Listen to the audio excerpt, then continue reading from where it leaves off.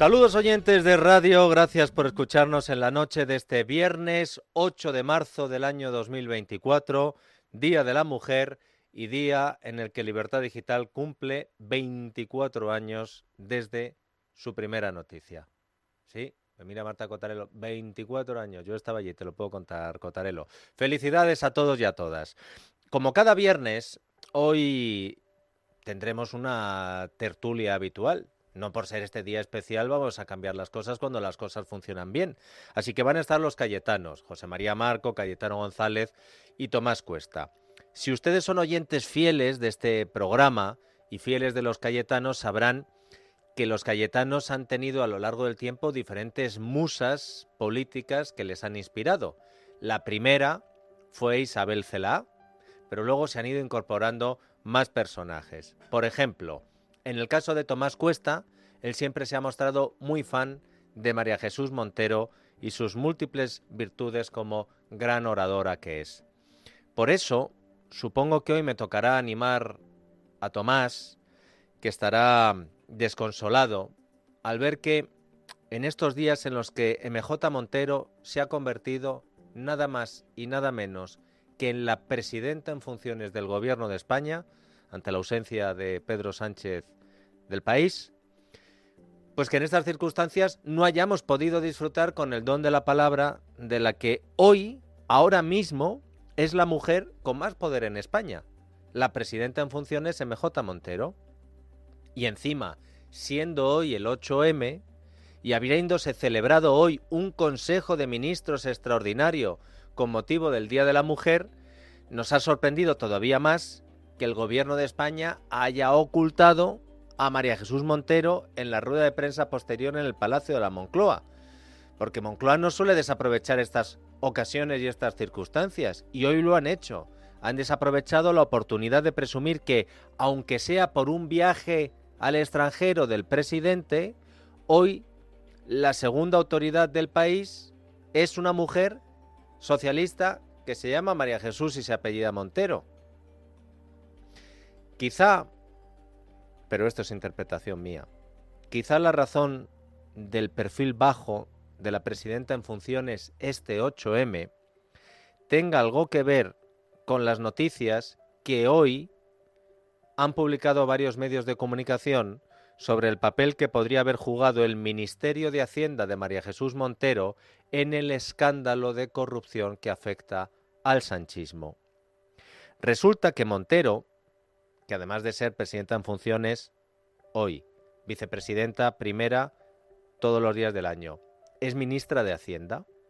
Y como ministra de Hacienda destituyó el pasado mes de febrero al número 2 de la agencia tributaria, casualmente justo después de que ese cargo hubiera informado a la justicia con un documento demoledor sobre la trama de corrupción que afecta al sanchismo de Koldo para arriba.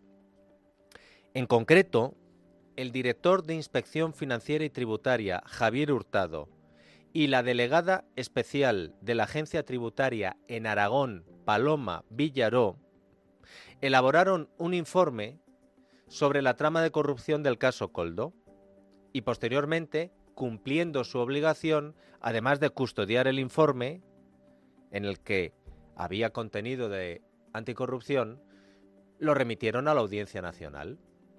El documento recogía las supuestas irregularidades detectadas en devoluciones del IVA de una empresa radicada en Zaragoza, la famosa de soluciones, gestiones y demás, que tiene que ver con la trama. Por eso, la delegada especial de la Agencia Tributaria en Aragón estaba en el informe. Y lo siguiente que supimos es que el pasado 5 de febrero el BOE publicó varias destituciones en el Ministerio de Hacienda, entre ellos, como les digo, el de Javier Hurtado y el de Paloma Villaró. Pues hoy, varios periódicos, como por ejemplo Voz Populi o The Objective, aseguran que el motivo de estas dos destituciones fue ese envío de ese informe a la justicia. El informe, que le ha costado, según publican varios medios, el puesto nada menos que al director de Inspección Financiera y Tributaria y a la delegada en Aragón fue elaborado por un funcionario de anticorrupción, Raúl Burillo, que después de haber sido destituido como delegado especial de la agencia tributaria en Baleares, volvió a su ciudad natal como inspector en Zaragoza. ¿Y qué hizo en Zaragoza el señor Burillo? Pues comenzó a investigar a una empresa con sede social en Zaragoza en junio de 2020. ¿Por qué? Pues porque a este inspector no se le pasó por alto que, oye, la devolución solicitada de cuotas de IVA soportada por esta empresa eran muy superiores a las anteriores del ejercicio anterior. La tal Soluciones de Gestión, la empresa maña, había pasado de tener una facturación de 0 euros en 2019 a declarar una facturación de, nada, 55 millones de euros en 2020. Y el inspector, que venía de investigar cosas como el caso NOS, dijo, a ver. Así que Burillo, este alto funcionario independiente y con gran experiencia, va y realiza un informe sobre esta empresa y advierte de la necesidad de trasladar su contenido a un ámbito superior. Burillo ve y dice, oye, aquí hay algo que apesta. Hay que mandarlo para arriba. Estamos hablando de julio de 2021. Y el informe fue para arriba. ¿Saben qué ocurrió en julio de 2021? Que Pedro Sánchez echó a Ábalos como ministro de Transportes y como secretario de organización del PSOE. Pero es que ese inspector Burillo no solo se limitó a señalar en su informe los presuntos delitos fiscales que podía haber incurrido en la empresa zaragozana en esta trama, también incorporó al dossier una minuciosa explicación de la operativa de esta trama y, atención, de sus relaciones con el gobierno de Sánchez, con Globalia, con Air Europa y con lo de Venezuela.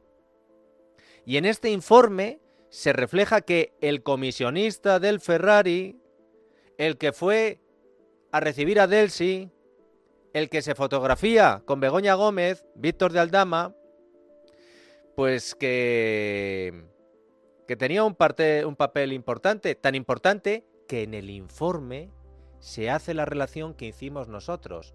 Así que le contratan Air Europa en septiembre del 19 para recuperar pasta de Venezuela.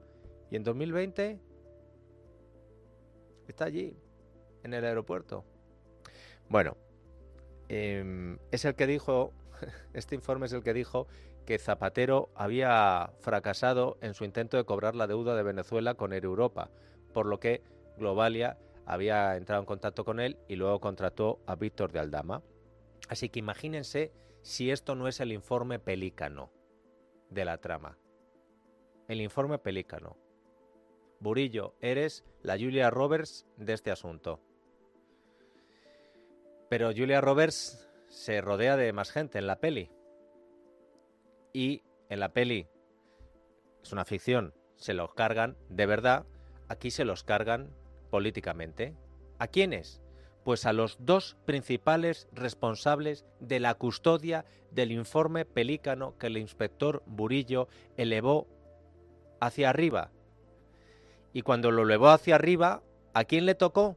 Pues si hay un inspector en Zaragoza, la que está inmediatamente por encima es la delegada de la agencia tributaria en Aragón. Y la delegada de la agencia tributaria en Aragón, cuando mira para arriba, ¿a quién tiene? Pues al responsable de inspección de la agencia tributaria, al número 2. Son los dos únicos cargos que tienen capacidad para denunciar delito fiscal. ¿Le suenan, no? Pues lo hicieron y lo llevaron a la Audiencia Nacional. Y son los dos a los que Montero expulsó el pasado mes de febrero, 15 días antes de que saltara el escándalo a los medios, por enviar ese informe Pelícano a la Audiencia Nacional. Con lo cual nos da todavía más pena que hoy, con la cantidad de actos que se han celebrado sobre la mujer en España, los periodistas no hayan tenido ninguna oportunidad de preguntar a la mujer con más poder hoy en España de si es verdad que se cargó a 2 directivos de la agencia tributaria por haber hecho su trabajo y por haber llevado a la justicia el informe Pelícano que señala la corrupción fiscal en la trama que afecta al sanchismo. Es curioso, el número 3 del Ministerio de Transportes, el actual, le filtra documentos delicados a Ábalos y a Koldo y a las 8:11, 7:11 en Canarias sigue en su puesto. El presidente de Adif, que se reúne con Ábalos en la marisquería cuando la cosa estaba a punto de estallar, a las 8:12, 7:12 en Canarias sigue en su puesto. Pero el director de Inspección Financiera y Tributaria y la delegada especial de la Agencia Tributaria en Aragón, que le enviaron a la audiencia el informe Pelícano contra la trama, que custodiaron el informe Pelícano, que al ser alertados por un inspector de lo que ahí se cocía hicieron su trabajo, estos 2 no están en su puesto, están destituidos. Qué rabia, ¿verdad? Hablando de cargos que aparecen salpicados, no implicados, salpicados. Alguien pisa un charco y te llena con unas gotitas de barro. Bueno, pues hablando de cargos que aparecen salpicados por el sumario del escándalo, hoy anotamos más nombres. Uno, por ejemplo, Manuel Llamas. Quietos ahí. Manuel Llamas, pero no nuestro Manuel Llamas, sino Manuel Llamas, el actual director adjunto operativo de la Guardia Civil, el DAO. Titular de The Objective, Koldo se reunió con el número 2 de la Guardia Civil 40 días antes de su detención. Borja Medina. Según revelan las conversaciones intervenidas por la UCO, Koldo García se había reunido el pasado 10 de enero con el DAO de la Guardia Civil, una reunión que se habría producido 40 días antes, como dices, Dieter, de la detención de Koldo García. En esos pinchazos telefónicos que se producen en la marisquería La Chalana, Koldo habla con el subteniente de la Guardia Civil, José Luis Rodríguez, quien también se habría beneficiado de las comisiones por la adjudicación de los contratos de las mascarillas. Koldo le dice al subteniente que ha visto por la mañana al número 2 de la Guardia Civil, al DAO Manuel Llamas. No sabemos, Dieter, si esto es cierto o no, y en caso de serlo, no sabemos de qué hablaron Koldo y el número 2 de la Benemérita. Fuentes del DAO han reconocido a la cadena SER que Manuel Llamas conoce a Koldo, pero que hace años que no habla con él. Ha hecho bien Borja en decirle que nosotros no sabemos si Koldo habló o no con el director adjunto operativo de la Guardia Civil, el jefe supremo de la Guardia Civil, por debajo de Marlaska. Koldo lo dice. ¿Estaba vacilándole al subteniente? ¿Lo estaba diciendo porque sabía que le estaban espiando? No lo sé. Pero claro, a Sánchez y al gobierno en general esto no les importa mucho, porque Koldo, sabiendo que le estaban pinchando, también dijo: sí, me voy a reunir con Miguel Tellado, el del PP, el día en el que Miguel Tellado estaba solo en la manifestación contra la amnistía. Y Miguel Tellado ha dicho: no, yo no me he reunido con ese señor. ¡Que lo explique! ¡Aparece en el sumario! Bueno, pues miren, ¿y ahora qué? Lo que sí es importante es que la conversación que realmente se produce, la grabada por los investigadores entre Koldo y ese subteniente de la Guardia Civil, se celebra en la marisquería La Chalana, el pasado 10 de enero. ¿Y les suena esa fecha y ese lugar, la marisquería y el 10 de enero?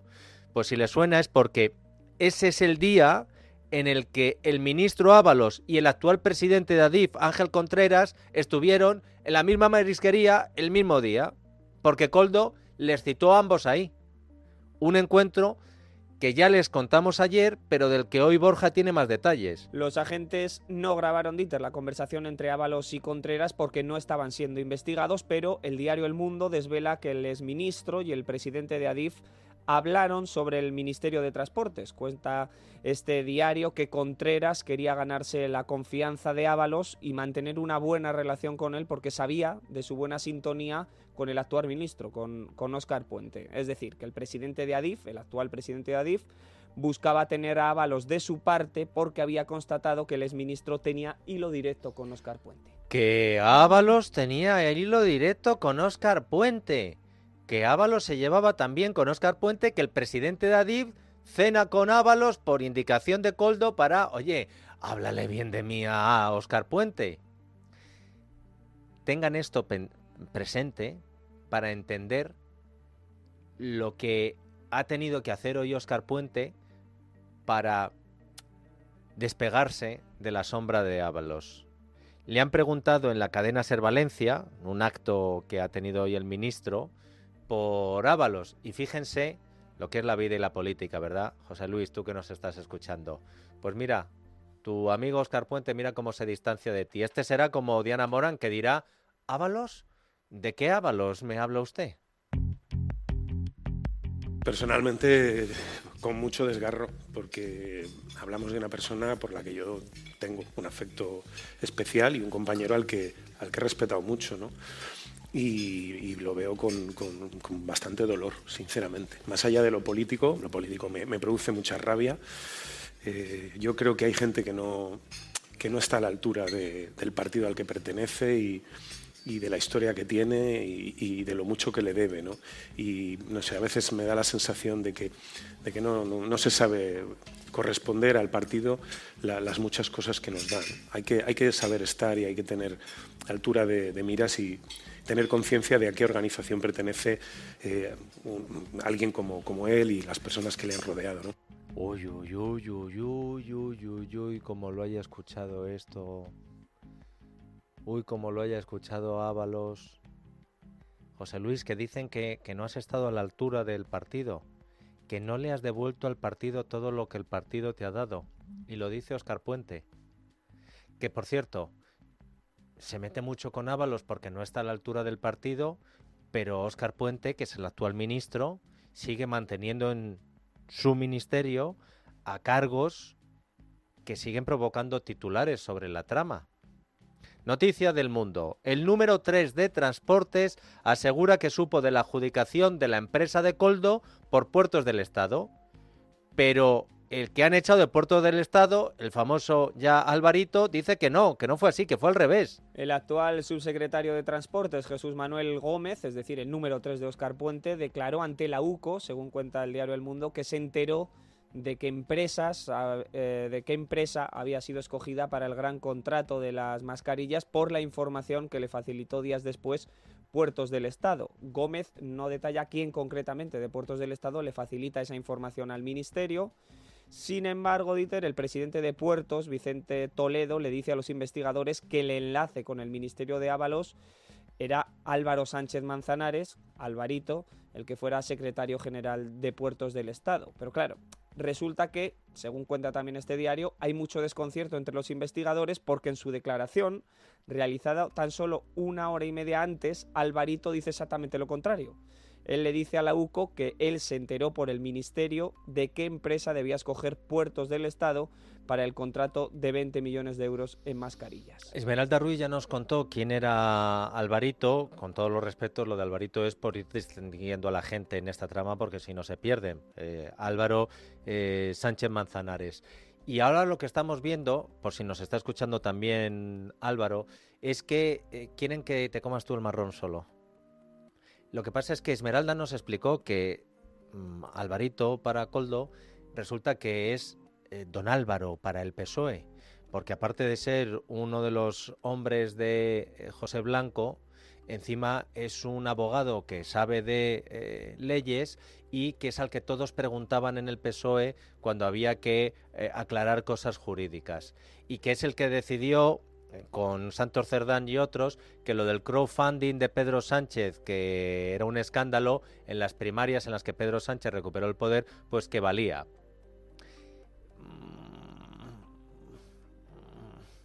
Uy, que le estáis tocando las narices a mucha gente. Así que Ábalos no está a la altura del PSOE, y así que la culpa de todo la va a tener solo Alvarito. Le han preguntado a la portavoz del gobierno si Alvarito va a ser el único que pague con su puesto el escándalo que afecta al ministerio. ¿Me he saltado algo, Bor? Bueno, Óscar Puente le han preguntado si va a haber más ceses sí, pues lo quiero escuchar. Primero Puente. ¿Usted está tranquilo? ¿No va a haber más gente, cree, implicada en su actual departamento? No lo sé. Con la información que tenemos hasta ahora, el único cese que estaba justificado, y no porque estemos prejuzgando o hayamos llegado a la conclusión de que esta persona ha tenido una participación en los hechos que se están investigando en este momento, sino porque ha defraudado la confianza que teníamos. El secretario general de Puertos puso a la firma del presidente una contestación a un organismo de control en la que se faltaba a la verdad en la narración de los hechos, y una vez que eso se ha constatado, yo no lo podía mantener. Es que yo llevo apenas 3 meses, no llega, en el Ministerio. Obviamente no tengo ninguna vinculación con los hechos que sucedieron antes de que yo llegara al Ministerio, ni tengo ninguna vinculación personal con quienes hoy siguen en algún puesto y que también estaban en esa época. Tras el cese del secretario general de Puertos del Estado por el caso Koldo y después de conocerse nuevos datos del sumario en los que aparecen otros altos cargos de transporte, ¿considera el Gobierno ya zanjadas todas las responsabilidades políticas o podría adoptar más destituciones? Quiero recordar que el secretario general, en este caso de Puertos, no aparece en ningún momento imputado en ninguna cuestión. Ahora bien, en este caso, el ministro, por una cuestión de pérdida de confianza, ha decidido destituir a esta persona. Respecto, y simplemente también un poco por aclarar o por trasladar una idea que ya se lo dije en la última pues rueda si de ya prensa, no lo dijo, no la vamos así, a ahorrar, porque ya sabemos lo que es. El PSOE lo hace todo estupendo. Ya vemos. En este punto, y a riesgo de que ustedes ya empiecen a perderse como si esto fuera dinastía, les tenemos que presentar a un nuevo personaje. Bueno, para los más jóvenes, Dinastía es una serie de los 80 muy famosa en la que el malo se llamaba JR. Aquí veremos a ver cuáles son las siglas del malo. De momento lo vamos a dejar. Pero en Dinastía aparece un nuevo personaje. Se llama Ignacio Palomo. Y por favor, no se asusten cuando les diga lo que es Ignacio Palomo, porque van a pensar ustedes que nos hemos vuelto locos. Ignacio Palomo es el ginecólogo de la mujer de Koldo García. Esmeralda. Ignacio Palomo apareció este miércoles por primera vez en las portadas porque resulta que además de ginecólogo tiene una clínica de reproducción asistida que vendió test COVID fake al Ministerio de Grande Marlaska, al Ministerio del Interior, durante la pandemia. Según ha contado el propio Palomo, él avisó de que estos test no estaban homologados y desde Interior le trasladaron que eso no importaba. Se le pagó $500.000 euros por 30.000 unidades. Eso fue en marzo de 2020. La operación se cerró con el subdirector general de compras del Ministerio del Interior. La empresa de Ignacio Palomo, por dar todos los datos de esta historia, es proveedora desde hace muchos años de servicios médicos y de asistencia sanitaria a instituciones del Estado, a la Policía, a la Guardia Civil, al Ministerio del Interior, incluso al Ministerio de Hacienda. Cuando al ginecólogo le preguntaron ayer en una entrevista en Antena 3 por si conocía quién es la persona que recomienda a su empresa Interior para la venta de estos test, el señor Palomo dice que lo desconoce, pero que el contacto él cree que podría venir del entorno de Koldo García. Ignacio Palomo es un reputado ginecólogo en Madrid. Es más, en algunas crónicas se le denomina como el ginecólogo de la Jet Set. Y entre sus pacientes pues está efectivamente la mujer de Koldo García, pero no solo ella. Palomo también es facultativo de la familia de José Luis Ábalos. Y además es médico de un familiar de Víctor de Aldama, del Ferrari, no desvela quién. Hay algo más todavía, Dieter, que une a este doctor con todos los cabecillas de la trama. Y es un país. No me lo digas. A ver. República Dominicana. República Dominicana. ¡Ole! Sí, porque Ignacio Palomo también ha viajado a la República Dominicana durante la pandemia con su familia y con la familia de José Luis Ábalos. Dice él que fue un viaje de ocio, pero en el que, sin embargo, resulta que se reunió con el ministro de Sanidad de este país. Por lo tanto, todo pasa por ahí, todo pasa por la República Dominicana. Qué tiempos en los que todo pasaba por este programa. No nos gusta adentrarnos, lo saben ustedes, en el terreno personal de la gente. Nos importa una gaita lo que hagas en tu vida personal, a no ser que tenga una información relevante para las noticias políticas que les contamos. Y en este caso creemos que es necesario, así que tenemos que contar con quién estuvo casado Ignacio Palomo. Pues mira, Palomo estuvo casado con una ministra del dictador guineano Teodoro Obiang. Guillermina Mecuy. A ella pronto le apodaron en su país como la ministra Dior por sus gustos caros. El cargo le duró poco, hay que decir, porque fue acusada de corrupción en su país. Guillermina Mecuy estuvo viviendo varios años aquí en España, estuvo viviendo en Madrid, en el exclusivo barrio del Viso, y ahí es cuando conoce a Palomo.